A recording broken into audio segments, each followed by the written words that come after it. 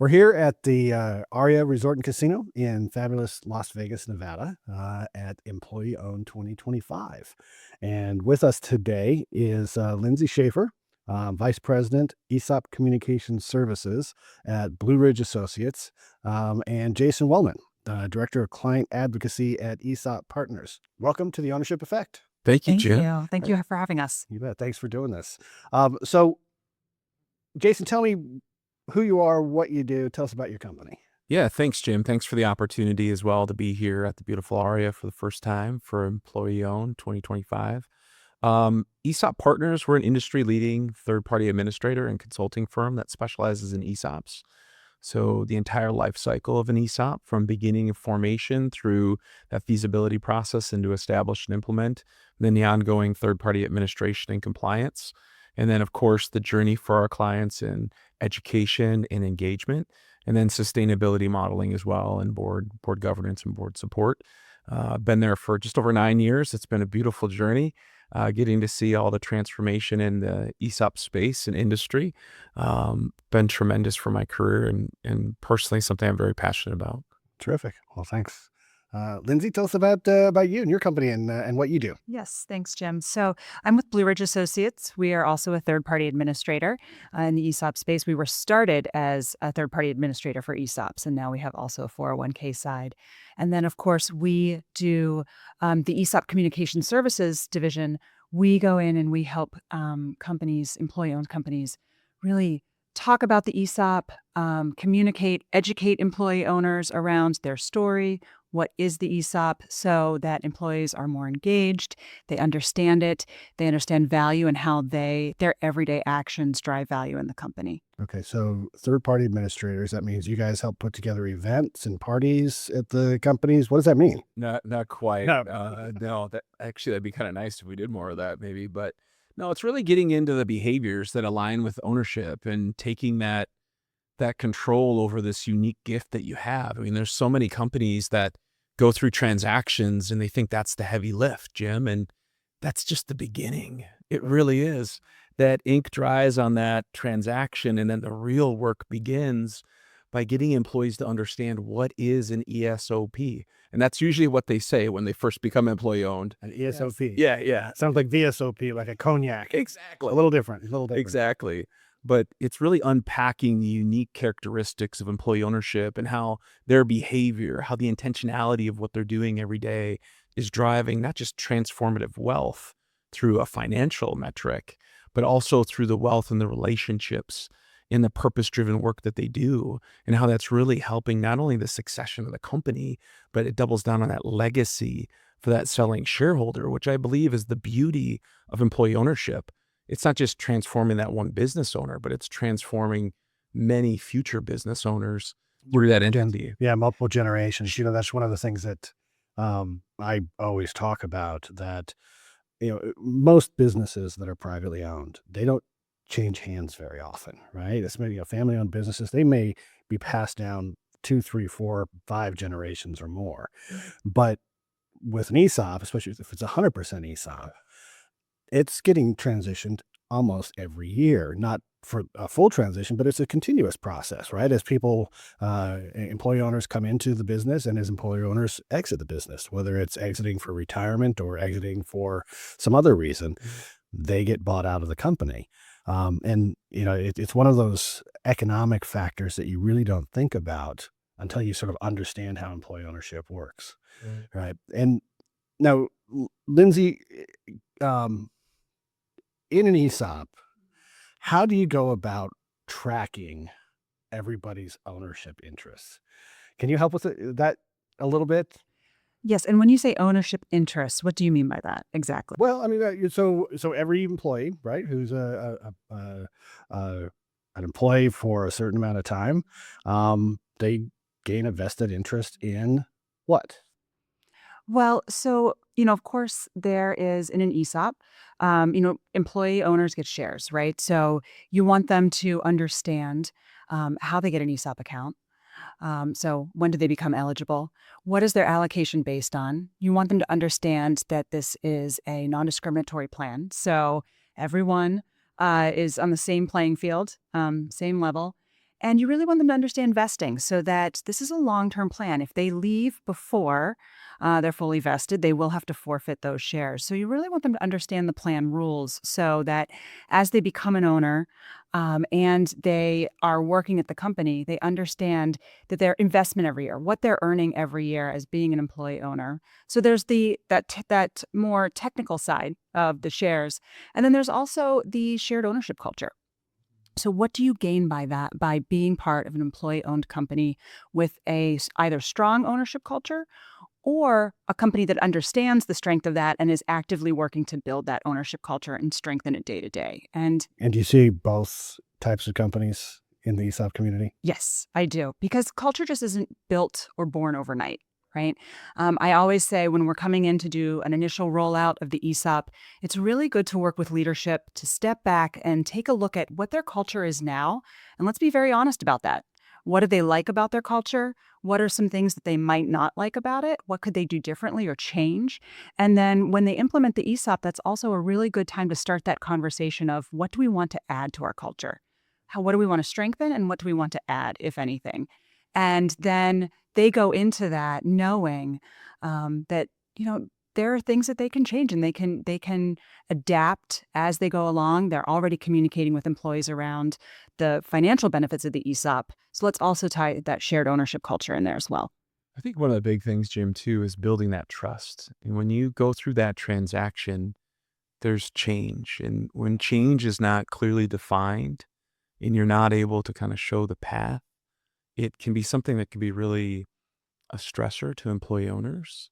And then when you talk about traditional ownership, and we hear this sometimes in our rollout meetings as well, is we'll say, you're all owners, you're all, and they're excited, but then they think they can give themselves a raise or they can go ahead and fire their fellow Doesn't employee. quite work that way, right? Yeah, they can't go to their boss's office and say, this isn't working, you need to leave or something. They can't do that, right? So, but we talk about how you're a beneficial owner without getting into like ERISA code. Obviously, you got to keep it in layman's terms. But how do you earn that opportunity, but then also have gratitude now as an investor in the firm? You're truly an employee owner. You're part of the solution in changing that mindset where we own this and I own my impact instead of that's not my problem. And really getting them to understand that they are the ones benefiting from that in a great way is a really big piece. But it takes time, it takes education, it takes intentionality, takes clarity and purpose. I like how you said that. But I think it's also the why. Understand, why did you become employee owned? What was the intent? What was the purpose? Was it strictly succession planning and tax savings? So how does that conversation happen? I mean, I think I always love the stories of when, the previous owner of the business comes in and they say, and they do a big announcement and, hey, you're now all owners. Have you seen those go well, and have you seen those go poorly? Yeah, Yes. absolutely. I've had both sides of the coin. I had we'll do a negative and then we'll follow up with a positive. So a negative scenario, we had a business owner where it was truly just a transaction for financial benefit is really the intent. And we were there doing his rollout meeting and he only stayed for like the first 10 or 12 minutes. That was it. And so that in that moment, his actions spoke very loud, much louder than the few words that he did use. And it's no surprise that that company's struggling with ownership culture and accountability and transparency and trust, to be quite frank. But then I look at the flip side of many of them that we put in, and the owner's very emotional. I mean, this is their baby. They built this thing. This is their life's work. This is their legacy. And in many cases, their whole family's working there or part of their family. And for whatever reason, they didn't have a great succession plan, but they knew the ESOP would preserve the company's legacy, the baby that they worked so hard to raise. And then it also set up this great loyalty program back to their employee owners that they could create transformative wealth in these accounts. And we know the average account balance for an employee owner right now is, well over $140,000. That's life-changing money for some people. And it's important that we are able to preserve that message and give them that forum to talk about that in the rollout. But it's really important to have that continuity, because what about 5 years from now, 10 years from now, 20 years from now? Each of the next generations need to understand, why did we become employee owned? and what's the purpose that we're honoring behind that. That's an important piece. Yeah. How about you, Lindsay? You had a good one? Yeah, so I see the full spectrum, right? So there are, like you said, these very exciting announcements where the owner or former owners are very emotional. It's very exciting. You can tell it's a very strong culture in the company already. People are they feel cared for, they feel like they belong, and it's very exciting. A lot of times, though, there's this it's not a negative, but I think there's a little bit of a hesitancy when employees are told they're employee owners all of a sudden because they don't yet have a lot of that transparency around the plan. They don't know what an ESOP is yet. And so I think they sit there and think, do I have an extra liability now that I'm an owner? Right. I mean, I've heard. Right? Is there extra risk? Yeah, I've heard employees ask, now, how's this going to affect my taxes? Am I going to have to pay more taxes? Do I owe something now? Is this good for me? I mean, and there's actually, like you said, some apprehension Yes. that away. What if something happens and the company's not doing well? Do I owe money? Right. And so that's when it's really that key. I think that really drives home to the business owner, to the seller, that this is not a one-time communication opportunity. You really need to keep communicating what the ESOP is, what it means to be an employee owner over and over and over so that it becomes sticky. They start to understand, and they then start to really get excited about it over time when they understand the full potential of the ESOP. It's just sort of like an aha moment where it kind of clicks over, and all of a sudden the company, you can detect the culture has changed. There's a couple of those, Jim. Like usually it's around year 3 to 5. You get that aha. They've seen multiple statements. They've seen the increase in the value, especially if it's 100% What do you mean by a leverage. statement? They get their own individual participant statements, one of the mandatory disclosures that we have to provide as a TPA. And they'll see the increase in that share value. They'll see the increase in the shares in their account based on the allocation methodology. In that 3-year cycle is kind of that buildup. But I think the other big juncture in there is when you have a key, leader, VP, manager that retires. And then they show up with like the Ford 150 or something, or F1 ton or car, yeah. boat in the driveway. And they're like, whoa, they really did get transformative wealth. Or, a big part of the journey is telling that story about building that transformative wealth collectively. And I always like to share, what's the total value that we have that we're sharing here? What are we building? And when you look around some of these companies, there's only 150 employees, 200 employees, and there's millions of dollars. That's a lot of wealth that they're beneficial owners of based on their daily behaviors. But the journey is a key piece, because you got employees in every different part of the life cycle. Some are brand new, some are on the back end. How's it different based on how old the employee owners are? I think it's a couple things. It's age, but also generational. I think those two pieces have some interplay there. Yeah. So how do younger generations react to this? I mean, we describe them as, well, it's a retirement plan. It's like, don't talk to me about a retirement plan. I can't afford my student loans. I know. Or they think retirement is so far off in the future, they're not worried about that yet, right? And so I think it's really talking about wealth building, generational wealth building. It's talking about the culture in the company. If you have a strong culture that allows them to participate, their manager is coming to them, asking them for information, help in decision making. I think that really sets employee-owned companies apart from some of their competitors. And I think it's also, when that employee who has worked next to them in the field, on the shop floor, in the office, retires and comes back to speak to the employee owners and tell them, this is what the ESOP allowed me to do in my retirement. I think that is really an aha moment for all generations, when it's like, oh, okay, I can see that date, that retirement date. I can imagine something after that. The ESOP Association did a major study about a year and a half ago on communications and how to talk to different demographics about ESOPs and employee ownership. And one of the nuggets about younger generations, Gen Z, that really came through that I found really fascinating is that when we described the ESOP as the opportunity to save and create savings when you're young that you don't have to pay for.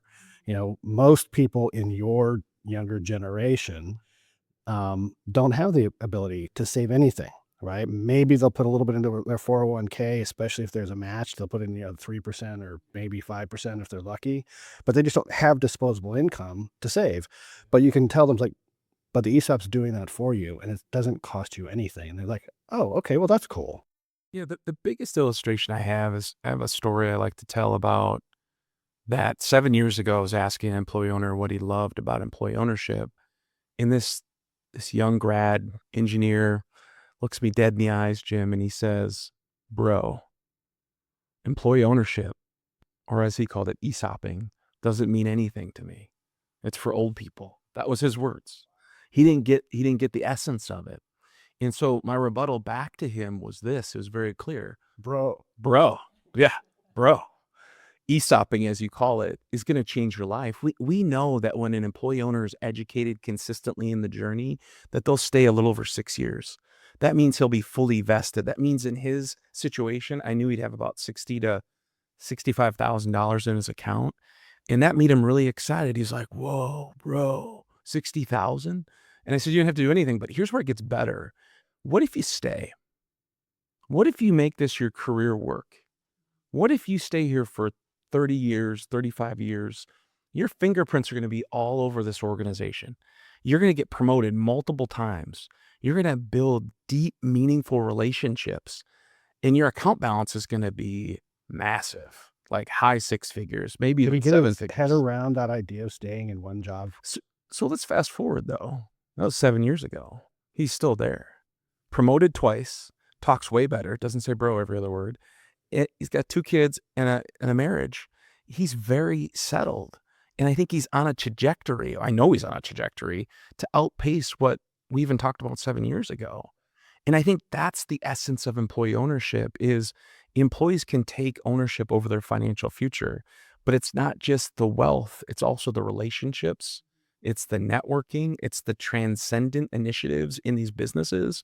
One thing that's common in our culture today is there's always going to be challenges in the business world. Do we have people ready and able to take on that hard work and understand that on the other side of that is a tremendous reward for them? Well, and that's also one of the things that the research has shown is that ESOP companies are far more resilient time. in economic downturns, and more importantly, coming out of economic downturns. And primarily the reason for that is the relationship between the business and the employee owner, because they're really slow to do layoffs. Yeah. I mean, ESOP companies are they'll retain their employees as long as they possibly can. And what happens then is that as they're coming out of an economic downturn, they are already staffed up and everybody's excited. Everybody's really loyal. It's like, all right, now we're in this. You had my back, and now we're going to move forward. You hit the nail on the head, though. They're not just staffed up. They're aligned. They're in tune. They have a shared purpose. You talked earlier in the opening session about a Northern Star. They have a common rallying cry. When you go through adversity in anything in life, it brings people together and it really sharpens the organization. And I think that's huge. Yes. So one of employee-owned company that I worked with right after the pandemic, they, of course, struggled during that time in 2020, 2021. And, all of their competitors were laying off employees. Their employees got together and they had a really hard conversation about that. And they decided to take furlough days so that everyone took a little bit of pain instead of having to lay off employees and, some employees. So they really rallied together, realized they were all in this boat rowing together. And they all decided that for the company, for employee ownership, shared ownership, they would all take a little bit of a financial hit initially. And then, of course, once they came out of that, as you said, they were ready to go, they were staffed up, and everyone was still at the company. So it really highlighted this, I think, valuable piece of employee ownership that, they're thinking of everyone together. It's one of those really important things about ESOPs and employee ownership. And it's one of the real effects of it is that it does transform not just individual wealth, but it transforms your day-to-day life, how whether you enjoy going to your job or not. the fact that it's not just your job, it's the place that you own. And you want to stay around longer. You tend to have better relationships with your colleagues. It really is a tremendous effect for all of those employees. So it's great. Well, listen, I really appreciate you guys coming and taking a little bit of time. I know you have flights to catch, and Jason, you're headed back to Wisconsin today, and Lindsay, you're headed all the way back to Virginia. Denver. Just Denver. Yes, our home office is in Virginia, but I work remote in Denver. So. Wonderful. Well, again, thank you for being here and Sure. being part of the Ownership Effect. Appreciate it, sir. Thank you, Jim.